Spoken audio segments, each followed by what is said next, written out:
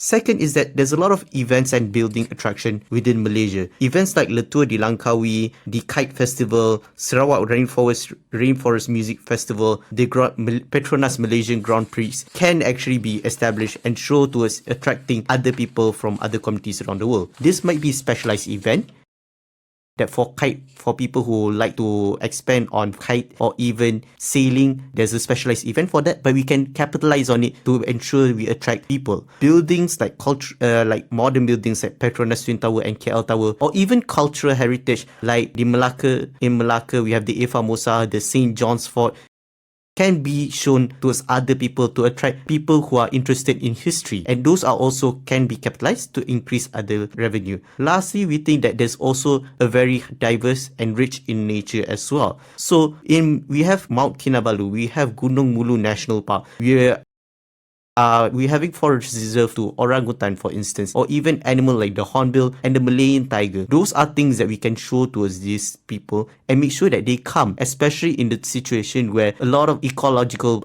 disruption is happening all around the world. We can make people appreciate nature even more for showing this. It doesn't only stop in forest reserve as well. We can also promote our beaches and also the marine park that we have.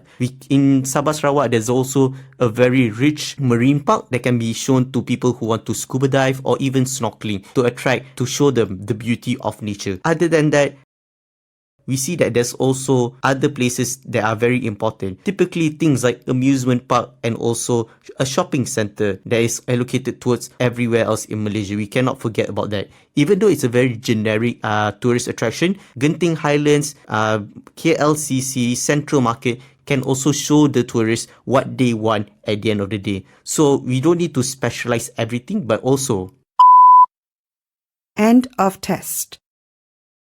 Now that we have explained the speaking test and given you examples, let's look at the next component of the EET, which is the writing test. What are you required to do in the writing test? This is a conventional pen and paper test you take in an examination hall. You need to answer 2 questions. In the first, you are required to write an email of 150 words.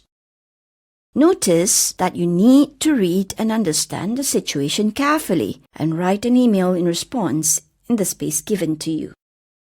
The second question of the writing test requires you to respond to a given situation in 250 words.